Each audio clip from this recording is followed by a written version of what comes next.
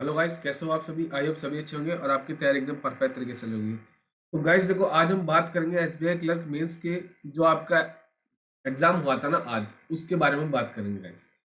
तो गाइस देखो, ये मेरा सेल्फ गिवन एग्जाम एनालिसिस है। तो जो लेवल था ना एग्जाम का, वो हम कह सकते हैं मॉडरेट टू डिफिकल्ट था। ये नहीं कह सकते कि मॉडरेट लेवल, नहीं, ये मॉडरेट टू डिफिकल्ट लेवल था आपका। पूरा पूरा डीपली अगर मैं बात करूँ ना, तो गुड अटेम्प्ट्स की अगर मैं बात करूँ, ठीक है, तो जो मेरे अटेम्प्ट्स थे ना गाइस, देखो एग्जैक्ट मैंने लिख रखे हैं, मैं आपको बता देता हूँ। तो आपके जो गुड अटेम्प्ट्स अगर आपने देखा होगा, तो देखो मेरे अटेम्प्ट जो है ना, मैं बात करूँ देखो रीजनिंग की। ये मैं क्या आपको रीजनिंग पढ़ाता हूँ, तो सबसे पहले मैं बात करूंगा रीजनिंग। तो जो रीजनिंग में थे ना मेरे अटेम्प्ट्स, वो थे मेरे मेरे अटेम्प्ट्स मेरे थे हाँ, ये मेरे थे 22 अटेम्प्ट। ठीक है, कितने थे? 22 अटेम्प्ट। बात करें जीए की, तो जीए में मेरे अटेम्प्ट देखो मेरे थे, ये मेरे थे टोटल, मुझे यहाँ तक याद है, ये थे मेरे 24 अटेम्प्ट। इसमें शायद एक का आपका, देखो मैं पूरा जीए का पूरा डीपली सारे क्वेश्चन में आपको जितना जितना मुझे याद आ रहा है वैसे वैसे मैं लिखता जा रहा हूँ। और जितना अगर मैं अदर वेबसाइट से देखूंगा, अगर मुझे दो तीन क्वेश्चन लगेगी, यही मुझे जब याद तो पूरा रह नहीं पाता जीए का, बट फिर भी जितने क्वेश्चन होंगे मैं आपके साथ शेयर करूंगा। इसमें एक दो मैंने तुक्के में लगा दिए थे। उसके बाद करूँ मैं अगर क्वांट की, तो क्वांट अच्छा खासा था, इस बार भी देखने को मिला मुझे। तो क्वांट मेरे अटेम्प्ट थे ओनली 20। ठीक है, ये थोड़े पीओ से तो बेटर है। मेरे पीओ में मेरे अटेम्प्ट थे 6-7, बट इसमें क्या होगा, मेरे कम बेहतर हो गए इस बार। अब बात करें इंग्लिश लैंग्वेज की, ठीक है, तो ये वो सब्जेक्ट है जो मुझे मेंस में हर बार मेरे साथ ये गड़बड़ करता है। Mains PO IBPS PO mains में मेरे साथ यही गड़बड़ हुई थी, और इस बार भी मेरे साथ यही हुई है। देखो एक्यूरेसी का मैं फिर भी कोशिश करा है, 18 ही अटेम्प्ट करे मैंने। देखो ज्यादा मैं अपना फोकस अटेम्प्ट करता हूँ एक्यूरेसी के ऊपर।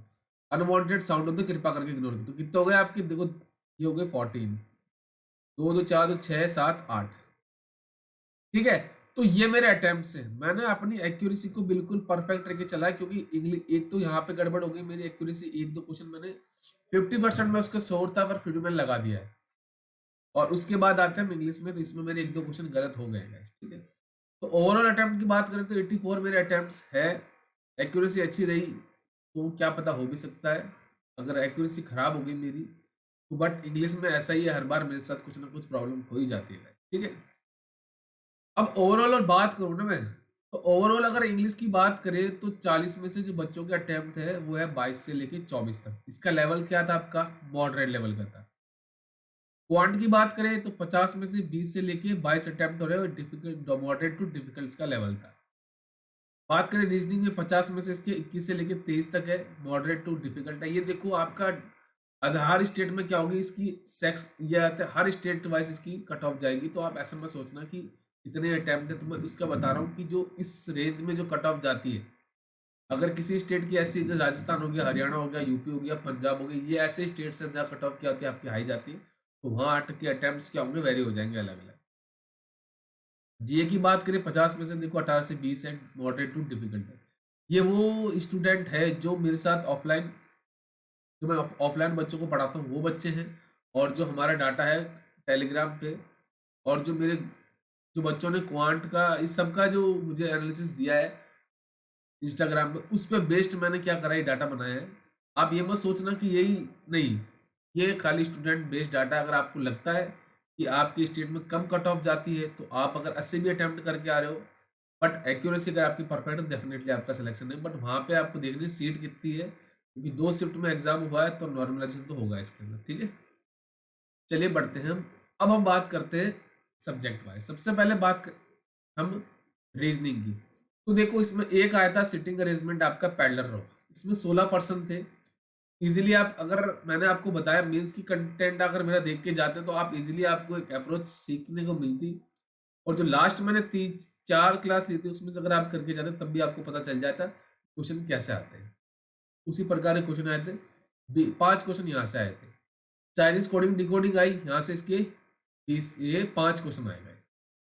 ठीक है, कोडेड डायरेक्शन के 3 क्वेश्चन आए। क्लासिफिकेशन पजल आए थे, जिसमें नेम था, सिटी था, कलर था। इस पर बेस्ड शायद मुझे जहाँ तक याद है 6 क्वेश्चन थे। ये हो सकता है 5 भी हो सकता है। एक आई थी आपकी मंथ और डेट पजल, ये मैंने आपको बोला था, इसमें 4 मंथ है और 4 डेट थे, मैंने आपको बोला भी था इस पजल को करके जाना, इसके चांसेस बहुत ज़्यादा है। तो इसके आए थे आपके 5 क्वेश्चन। ब्लड रिलेशन आया था with order ranking, order ranking में उन्होंने क्या करा, ब्लड रिलेशन को भी डाल दिया। तो 3 से 4 क्वेश्चन थे, एग्जैक्ट मुझे याद नहीं था। लॉजिकल रीजनिंग के 6 से 7 क्वेश्चन थे। कॉज एंड इफेक्ट वाला एक मैंने किया था, एक एक इसमें मैंने और किया था जो मुझे भी याद नहीं आ रहा है। एक आया था आपका number base input output, 5 question थे। अगर इजीली अगर आप उसमें टाइम इन्वेस्ट करते तो हो जाता, मैंने ये किया है, पूरे 5 मेरे सही है। उसके बाद एक मीनिंगफुल वर्ड आया था, उसका एक क्वेश्चन था। डाटा सफिशिएंसी की आज 5 से 6 क्वेश्चन आए थे। अब ये ओवरऑल जो अटेम्प्ट है वो आप अपना देख लेना किस हिसाब से आपने किया पेपर को अटेम्प्ट, तो मुझे जरूर शेयर करना। जो आपके अटेम्प्ट है वो जरूर मेरे साथ शेयर करना। अब बात करते हैं क्वांट की। तो क्वांट में देखो एक चीज आपकी अप्रोक्सीमेशन मिल गई, 5 क्वेश्चन इजीली आप कर सकते थे उसको। 2 कैशलेट डीआई आई थी, इसमें मैंने एक ही लिखी है, ठीक है। कैशलेट डीआई टाइप की 5 क्वेश्चन आए थे, ये 10 क्वेश्चन मान सकते हो। 2 कैशलेट डीआई थी, एक तो ऐसी थी कि जिसको देखते स्किप करना था, वही चीज आपने की होगी। पाई चार्ट डीआई आई थी, 5 से 6 क्वेश्चन थे, इजीली करते तो 3 क्वेश्चन तो आराम से बन सकते थे। Q1 Q2 थे, 3 क्वेश्चन थे, इसमें मैंने 2 क्वेश्चन अटेम्प्ट किए। डाटा सफिशिएंसी है, 3 क्वेश्चन आए थे। कोऑर्डिनेशन आई थी आपकी, ये न्यू पैटर्न वाली थी, तो 3 से 4 क्वेश्चन आए थे। डबल लाइन डीआई आई थी, 5 से 6 क्वेश्चन। मिसिंग टेबल डीआई आई थी, 5 से 6 क्वेश्चन। अर्थमेटिक के आए थे आपके 12 से 13 क्वेश्चन, तो इसमें मैंने अटेम्प्ट किए 5 क्वेश्चन। तो आपको मैंने यही चीज कहा था, अर्थमेटिक को आप ऐसा कर लो कि जिससे अगर 5 टॉपिक भी आप परफेक्ट करके चल जाते हो ना, तो आप डेफिनेटली अटेम्प्ट कर सकते। यही चीज मैंने की है। 5 अगर देखो यहाँ से आप नंबर क्या गेन कर सकते थे अप्रोक्सीमेशन से, यहाँ से कर सकते थे। और डबल लाइन वाली भी इजी थी, आप करना चाहते तो 2 से 3 क्वेश्चन तो आप इजीली अटेम्प्ट कर सकते हो डीआई को। क्योंकि कैशलेट डीआई आपको पता है इसमें क्या होता है कि दोनों कैशलेट डीआई की बात करूँ तो थोड़ी सी मॉडरेट डिफिकल्टी लेवल थी। अगर आपकी हैबिट नहीं है, अगर आपने मेंस के मॉक नहीं दिए थे, तो आपसे ये छेड़ी भी नहीं होगी, मैं गारंटी देता हूँ। बट अगर आप रेगुलर बेसिस पे अगर आपने डीआई को करा है, तो डेफिनेटली आप एक को तो स्किप कर सकते थे, दूसरी वाली तो उसको अगर आप थोड़ा सा भी टाइम उसमें इन्वेस्ट करते हैं तो डेफिनेटली आपके 5 क्वेश्चन आपसे वहां से आते हैं, ठीक है। अब बात करें इंग्लिश लैंग्वेज की, सबसे बड़ा होगा हिंदी मीडियम के बच्चों के लिए। पैराजम्बल के 5 क्वेश्चन आए, ठीक है। मैच द कॉलिंग 5 क्वेश्चन, ये मेरे पूरे सही है। आरसीआई थी 2, 12 से 13 क्वेश्चन है, इसको मैंने अटेम्प्ट किया है, मेरे 8 से 9 क्वेश्चन ठीक ठाक है, मैं कह सकता हूँ कि हो जाएंगे मेरे से। उसके बाद फिलर्स आए, इसके 4 से 5 क्वेश्चन थे। Choose the sentence, correct sentence, इसके 3 से 4 क्वेश्चन थे। वर्ड यूजेस 4 से 5 क्वेश्चन। देखो ये मेरा एनालिसिस है, मैं ये नहीं कह रहा कि ये कि सर आपने तो इतने ही क्वेश्चन दिए, नहीं। अगर आपको लगता है कोई और भी टॉपिक आया था, तो मुझे देखो इतना याद नहीं है पूरा, अगर आपको लगता है कोई और टॉपिक आया था तो जरूर कमेंट बॉक्स में कर देना गाइस। और जीए के लिए मैं अलग से वीडियो बना दूंगा पूरा, ठीक है। तो आपने देखा होगा कि ये ओवरऑल तीनों सब्जेक्ट का था। चौथा जो रीजनिंग वो जीए है, उसका मैं अलग से वीडियो बना दूंगा, जितने भी क्वेश्चन है, या मैं उसको क्या करूंगा कम्युनिटी पोस्ट में डाल दूंगा।